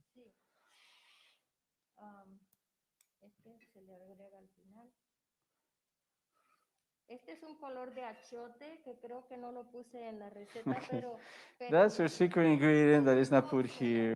It's optional. Okay. That adds color. It's from a vegetable. It's a Latin vegetable called achiote. sí, achiote. It's not hot either. Anato. A-N-N-A-T-O in English, right? Okay, good. Oh, ¿cómo se llama este? That's hickory smoked dried torula yeast. Yeah, yeah. That's another yeast powder, inactivated, just to give flavor. And the flavor is hickory smoked, so you feel like you made it, with wood and stuff. Okay. I guess that's a chorizo, right? That's what gives a different flavor, a meaty-like flavor. All right, this is apple cider vinegar. Le vamos a poner de una vez la pimienta, That's a little pepper. Remember, this is once in a while, poquito, sí, and a little bit. poquito. Si no quiere, You can skip this if you don't want. That's Sí, fine. si no Yeah, quiere, you get a good flavor anyway. ajá, y el comino igual. And the cumin is also optional, but it Eso will add a good personal, flavor si to no it. quiere, no se la pone. Este es beef flavor. That's a beef flavor. It's like the chicken style flavor. This is beef flavor. This is also sold in different health food stores. And if you go to Adelante, Adelante is where we have the clinic and the thrift store that you can donate stuff and everything. And you can get also health foods, especially the ones that are difficult to get in other places. We don't sell tofu because, tofu is sold everywhere. Vamos por orégano.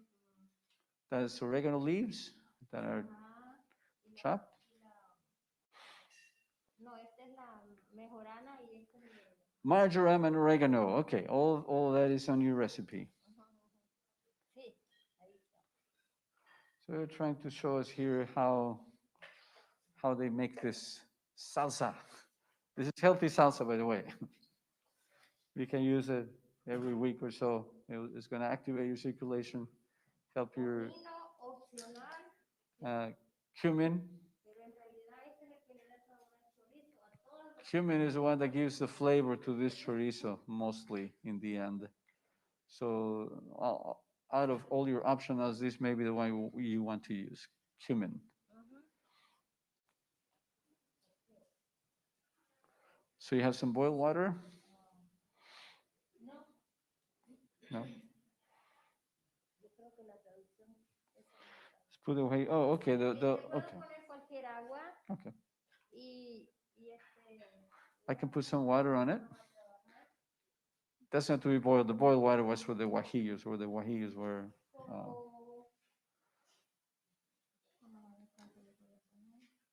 como, sí, como una media taza. About half a cup of water just to help the blending process. Yeah. Sal. A little salt. Yeah.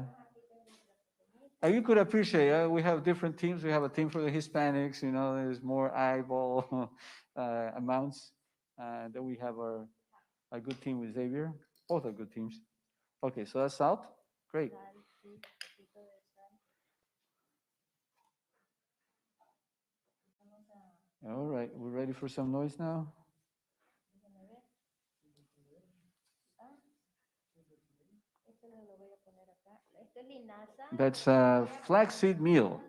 The flaxseed meal, the rice, the texture soy protein, and the seeds that are grounded here are all not used right now.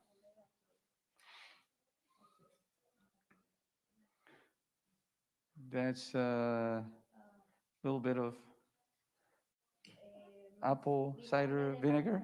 Apple cider vinegar. We can. I'm sure we're gonna get a ton of questions on apple cider vinegar. Just save it for the end, okay? All right. Now we're mixing that all together.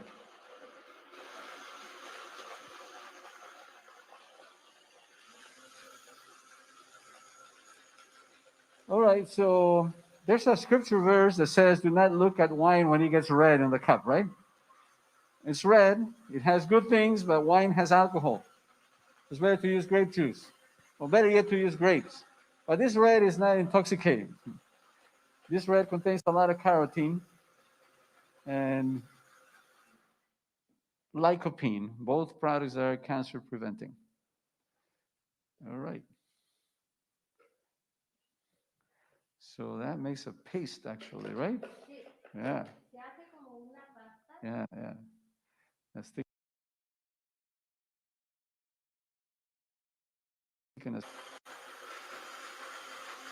All right, so you think that's vegetable, that's part of a whole meal, but the whole meal makes when you combine all these ingredients here. All right, paste. That's your paste made of all these seasonings, made of all your guajillo chilies and dried tomatoes.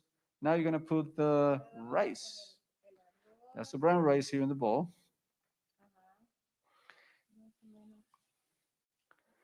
Yeah, you're adapting your recipe right now. Okay. Okay, you're just gonna make half of the recipe, and this is the texture soy protein that goes there with the rice. Now you have enriched the protein content of that rice by a tenfold by putting the texture soy protein.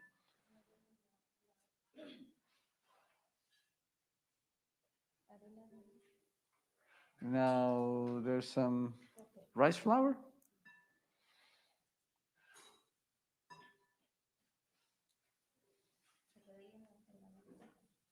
Yeah, so now is okay, the flaxseed meal that can make like rice flour, and it's gonna glue everything together. That's why you don't use eggs here because things are gonna be sticky anyway with the flaxseed meal. These are the seeds that you made into grounded seeds, so the sunflower, the pumpkin seeds, and the walnuts. They're all mixed together. We're gonna put a little more texture soy protein. Okay. And your apple cider vinegar. Okay, all right. All right, so you're watering that thick sauce so it can mix well with your solids there, right? All right. What is that? That's a little more of the grounded seeds, but okay, those are the walnut seeds that she had apart. She had to mix those because walnut seeds are a little more oily, sticky. They're not as dry as the. Then you put your sauce there. You marry the sauce with the solids, and you just mixed well. All right, that looks interesting now. How does it end up looking like? Oh, okay. Now it ends up looking like that chorizo. Ah, yeah. Chorizo is that type of meat that crumbles, when it's eaten for breakfast with different things. Se deja, después de hacerlo, se deja en el refrigerador por lo menos unas 12 horas para que se mezcle. Yeah. Okay. Once you mix it like this, you want to leave this resting on your refrigerator so it will kind of solidify a little bit, kind of stick together. Right now it's crumbly. Yeah, as you continue mixing until you have this hearty consistency. You could do it with your hand also. Yeah. And you can package it in your saran wrap and make a chorizo looking like, right? Wow. Excellent. Now, chorizo, the real chorizo is made with meat, ground meat.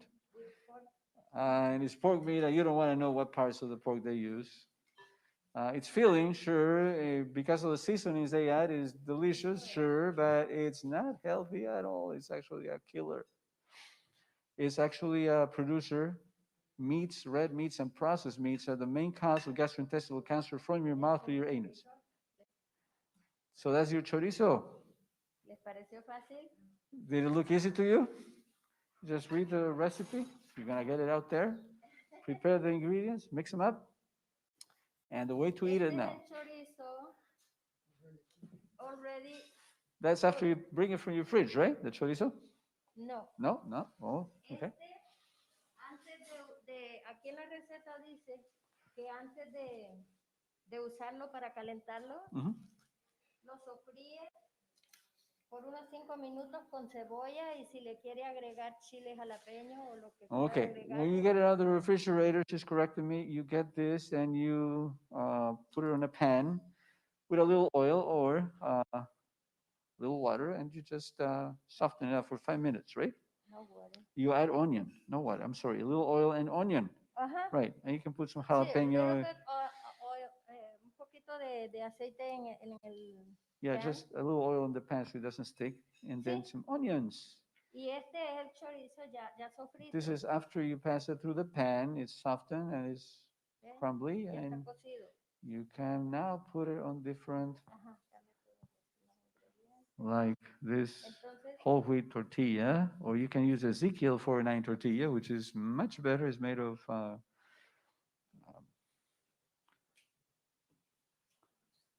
what is that called? The ok, process. vamos a ponerle un poquito de frijoles. No le vamos al borde, ¿verdad? All right, then these are beans that you can make. You can make into a paste by pressing. You can put a little more of the rice, and you have a complete This is meal. Yeah. un poquito de guacamole. All right. Some Aguacate. avocado made into a paste, guacamole, and some lettuce or cabbage. Él es el experto en doblarla. He's the expert tortilla folder. All right. Hold it like this. Make sure that this is spread out, and then fold it like this. Put your fingers down here. Turn down here, and ready. Okay. Okay. All right. Very good. Very good. A mí me salen muy gordos. Okay. Okay. Yeah. You have to have special hands for that. Sprouted beans, sprouted grain is the one that Ezekiel 49 product, Ezekiel 49 products are made of. Interesting, right? How one brother believer, Ezekiel 49, hey, maybe that recipe can make a difference in health. There's breads, there's cereals, there's tortillas. Very good. And you can do that. You can get to the internet and look for Ezekiel bread, and you can make it yourself. Ezekiel cereal, you can make it yourself. You have to have time and the apparatus and the equipment, but you can do it. Yes. We're going to transition now back to Anna. Sure, just This work? Okay.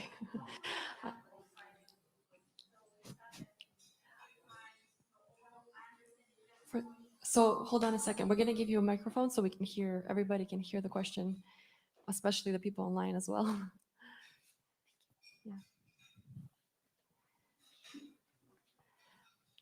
For those who are online, we encourage you to submit your questions on YouTube and we'll get to them as well. How much apple cider do you use? they use 2 tablespoons of apple cider. And the question is, that only? Okay, good.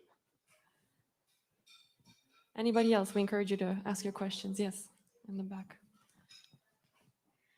Dr. Alva, I would like to ask if you have an allergy to soy. Okay. What can I use as a substitute? Why can you use as a substitute for soy that has protein and has all the virtues of soy? Hopefully, it's an allergy to other beans also, like chickpeas. Chickpeas are excellent replacers for soybeans. You can make cheese, you can make milk, you can make a lot of things exactly, or mung beans, which are from Asia, or actually lentils, or chickpeas as they're being used in industry now. Chickpea protein, pea protein is the #1 component of every vegetable protein product that is out there. It's cheaper, it's faster to grow, faster to produce. Okay, thank you. Okay, very good.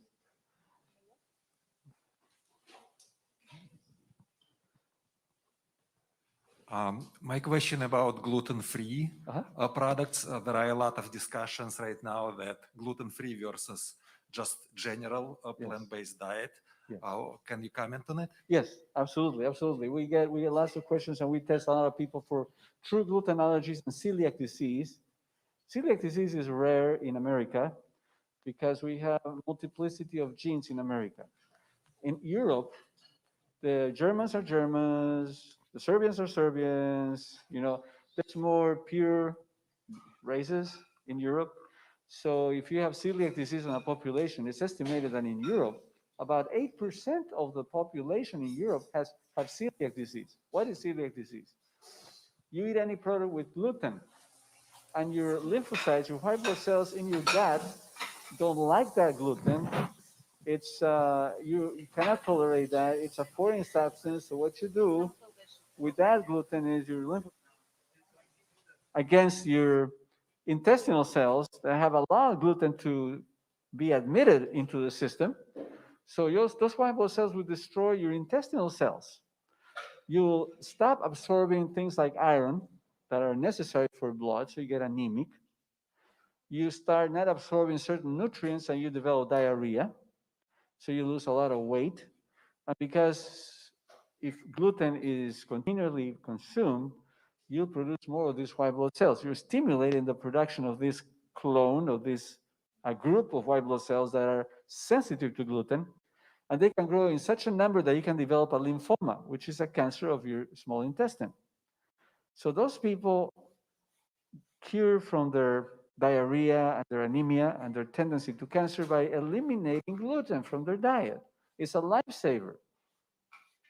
Now, there is a big market in Europe for gluten-free products for the reasons I just mentioned. I mean, if 8% of the population is affected, you're going to have an industry producing gluten-free products. Now, if Apple makes a phone in the United States, it wants to export it. Some other countries can benefit from it, right? We need to sell more and more. We're based on an economy here which invests in the stock market. So every year our profits have to increase, correct? So we have gluten-free products. We have factories that make this in Europe. There's a big continent out there. It's called America. There's another, big set of populations, China. They can also benefit from this. But how do we? They don't have celiac disease because they have a genetic diversity or they don't have this problem. So it has been discovered also that people can be allergic to gluten, not celiac disease, but they have allergies to gluten. There's a blood test that you can do for that. Here in America, it's a small proportion of celiac, almost less than 1%, and maybe another 1% of people that have true allergies. So people have gone on gluten-free diets for Crohn's disease, for rheumatoid arthritis, for a number of autoimmune diseases, and they have discovered that they improve. True. It is very true. It's been proven. And the question is why? Wheat is a commodity in the stock exchange, right? Wheat, coffee, most cereals, soy is a commodity. Why? There's so much production of wheat, corn, and soy for animal feed that people that cultivate this want to earn more and more. They're investing in the stock market, so the earnings have to increase every year. So they will use genetically modified grains to increase their production. That makes sense, right? That's not necessarily bad. But they also increase the use of insecticides and herbicides because they want to make sure those crops yield more and more every year. Now, people that are consuming non-organic wheat products, non-organic soy products, have to be careful with wheat, soy, and corn especially. They have to be organic. They are a bit more expensive, not too much. The most expensive organic things are actually the vegetables and the fruits. But organic wheat is worth it. Ezekiel 49 products or the Silver Hills bakery products, which I don't want to make propaganda, but at the Adelante, we sell Silver Hills bread. That's all made from sprouted grains, and you can see them in different markets also. They are like $5 plus. We sell all the Silver Hills products for $5 even. It benefits our center. We could maybe sell it at $4.99, like Whole Foods does, right? They sell $4.99 because they heard that some people sell for $5. So they have decreased the price. But anyway, these products are organic. The grain is organic. It's not contaminated with insecticides or herbicides, which I believe are the ones that affect people with autoimmune diseases. That's why they benefit so much of stopping gluten consuming, and their immune system is not receiving the load of chemicals, herbicides especially, And that's why people are getting better. So there's a big market now for gluten-free products in this country. But you could jump over that by using organic grain products, unless you do have celiac disease, unless you have a true allergy to gluten. Yes, Thank you. I have two questions, sir. sure.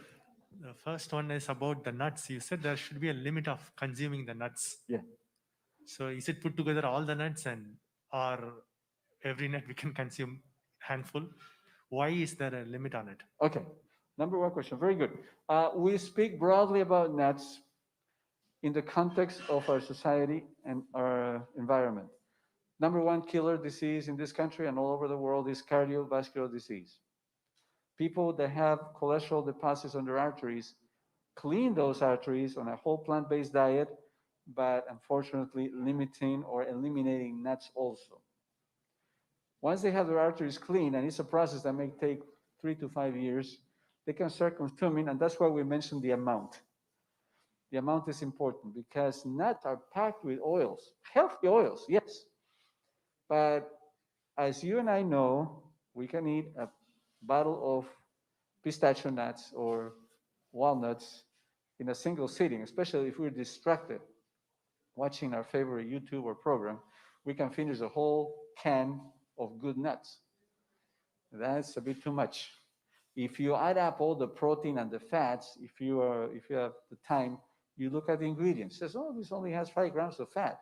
Yeah, 5 grams of fat per serving. Now, see how many servings has this can. Oops, it has 20.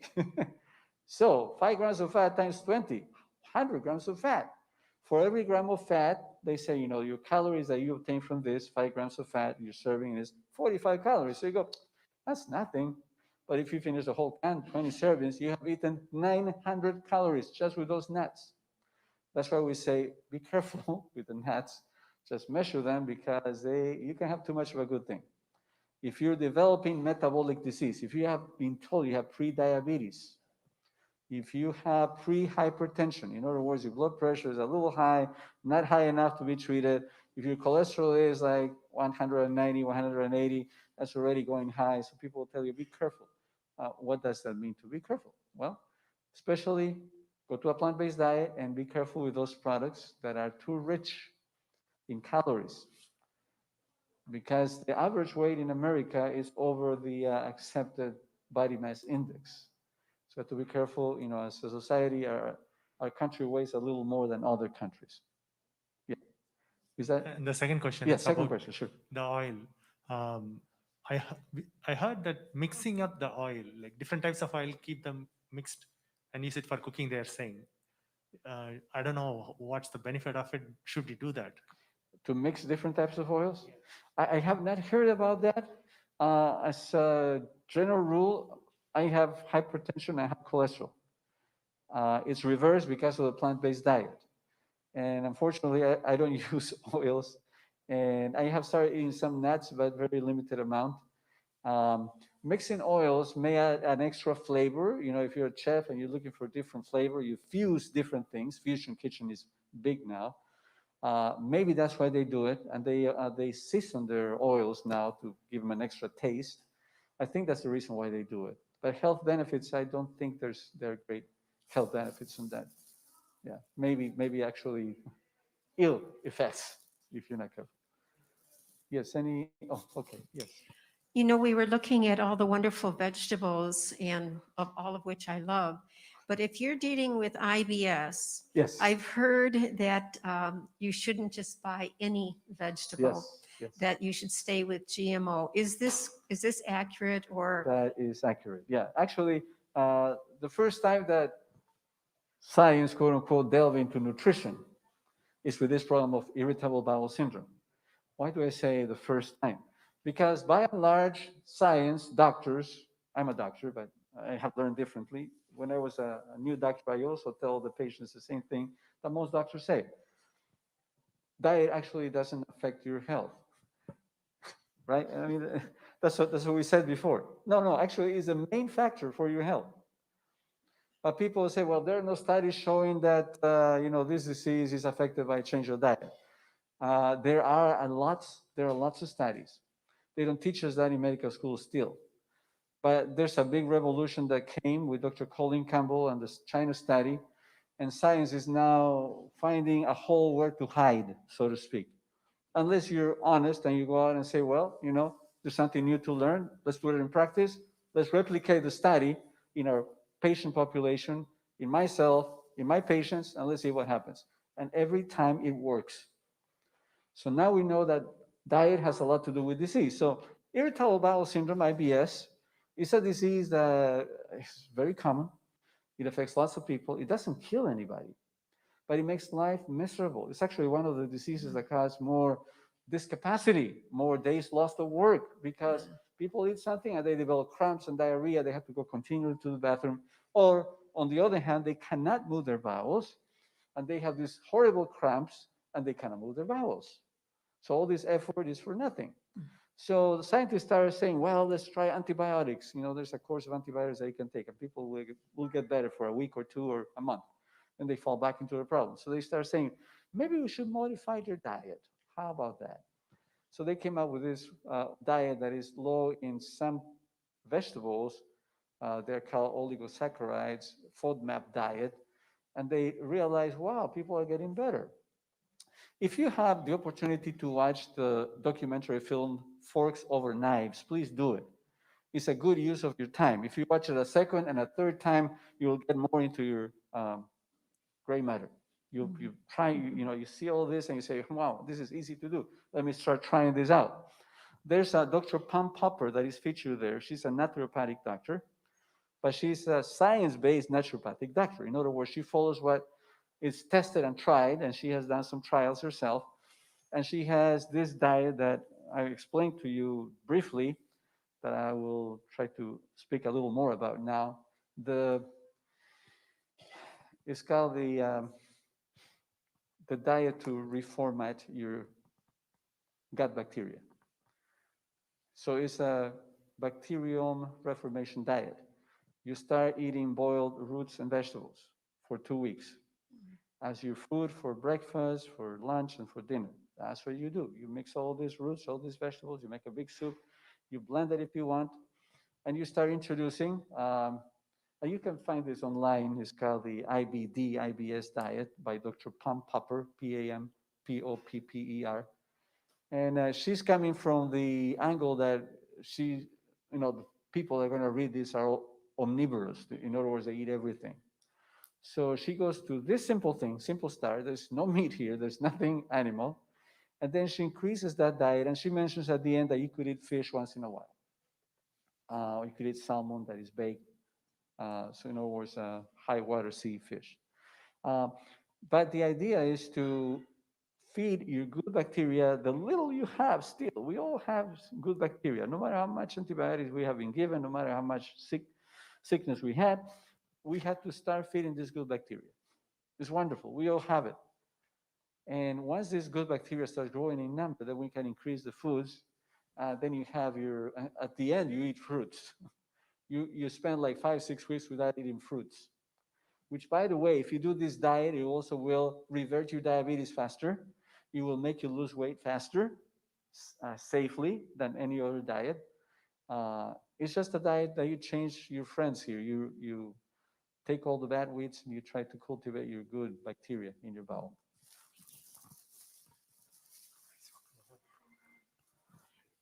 There's one question online, and then we'll take one more from the audience. Yes. Somebody's asking, is organic seaweed healthy, and does it provide omega-3? Okay, provides omega-3? Yes. Is healthy? So far, yes. It's also growing in this sea water that is high in mercury, petroleum distillates, and there are not a lot of studies measuring the amount of these toxins in seaweed yet, but they are coming because fish eat other fish, they accumulate. By eating other fish, there's a chain of accumulation of toxins in your system. But there are some fish or some animals that eat just seaweed. Now you have to find the amount of mercury in the whale, for example. She eats phytoplankton and seaweed, and figure out if the same amount of petroleum and mercury and lead are present in those animals. So So far, so good. So far, so good. You can eat that, but some people that don't like fish now and are tasting the seaweed and it tastes about the same.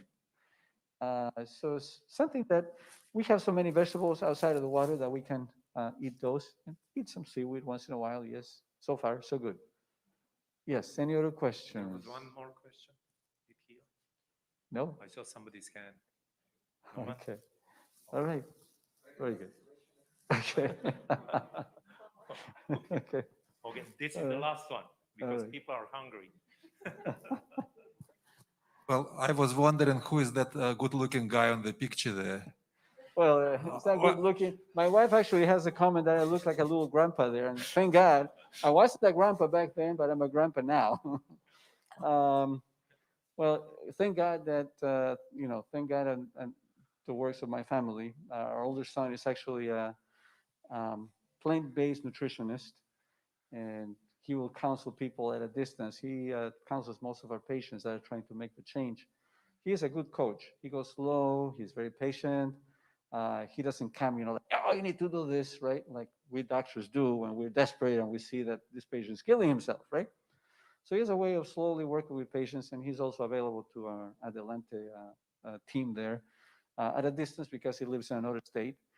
They both have helped my wife and my older son to, kind of move out of being a couch potato, having more weight than I had now, having high cholesterol levels, high blood pressures, and being a more tense and angry and irritated person. So we had to kind of listen to their observations. You don't see how you're acting. Although the people that are closer to you usually know. You're not sleeping, you're reacting too fast, you know, you need to calm down. Yeah, Stress it's less. actually was like little a joke before my real question about mask, which is Okay. related. It's hard to Okay. recognize people Yeah. right now. What you see on the picture and Yeah. behind the mask. Yeah. And the question you mentioned in the beginning of the presentation that Mm-hmm. you actually got vaccination, so you kind of protected. Uh, did you get vaccinated, right? Yes. Yes. So assumption if you got vaccinated, you are now protected, and mask is not protecting us as much as protecting other people who are around us. Exactly. So why would you wear the mask in this case? You don't Okay. need the mask following that logic. Well, some of you may not be vaccinated. Some of you may be genetically prone to have a serious COVID disease.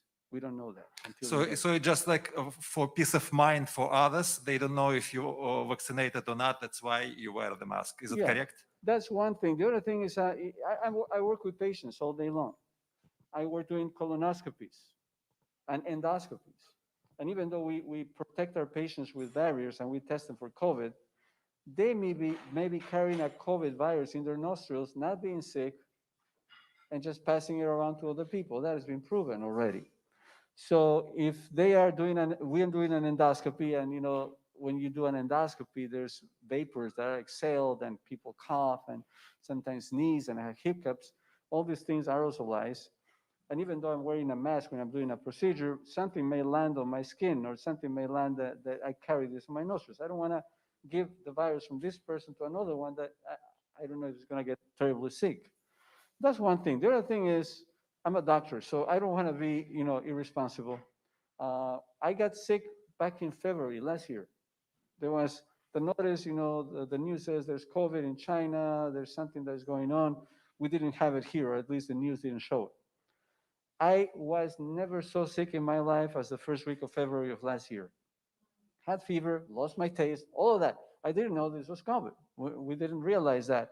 My wife saw me on day one, and she said, she's an infectious disease and public health specialist, you may have the flu. I got vaccinated for the flu, but as you know, flu vaccine doesn't offer 100% protection. It's actually 50, 60. So she said, if you have the flu and somebody else picks up the flu from you, you're liable. So what you're going to do is wear a mask, a double mask, an N95 mask, because you don't want to be, giving flu to old patients, and especially to our family. And I have to be careful with my wife. She's an infectious disease specialist, and I'm on the other end of the body where things are not clean, right? So I had to specially clean my hands, everything, you know, I have to be specially because I have a good coach there that's going to tell me that something is wrong. So I started wearing this N95 mask when I saw patients. And I understand why some people say, you know, you feel short of breath. I had asthma when I was a kid. The asthma disappeared. I never knew when my asthma disappeared. I must have been 43, 44 years old. I used to have a puffer and a steroid puffer and took some prednisone once in a while. But I became a plant eater for cholesterol, high blood pressure, and weight, and that improved. So I was amazed. 6 months, you know, I'm okay. I didn't realize, but years later, I found I haven't used this asthma thing in a long time. And I had an accident on my foot when I was young, and I had toenail fungus, and it disappeared. All are good side effects of a plant-based diet. Your immune system works better, your weight works better, and I got sick anyway because, you know, it's a new virus. So my wife said you have to use soft masks just like ones you know, you guys are using or wearing at home. So I went to bed with a mask on my face. She didn't get the whatever I had, she didn't get. But in retrospect, you know, there was no way of testing if I had it or not. There was no COVID those days.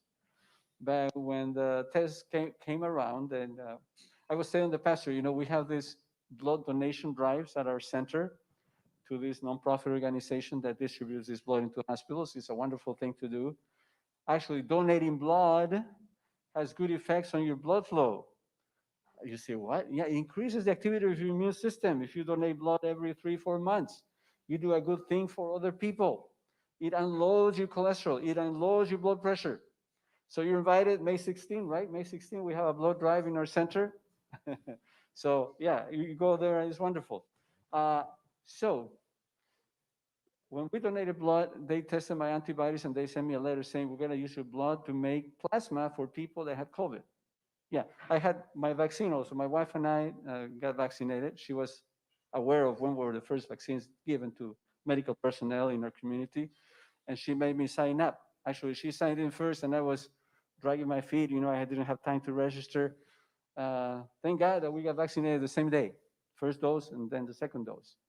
So we are protected. I have antibodies against the virus, but I still want to be a responsible person, not to transmit whatever I can have.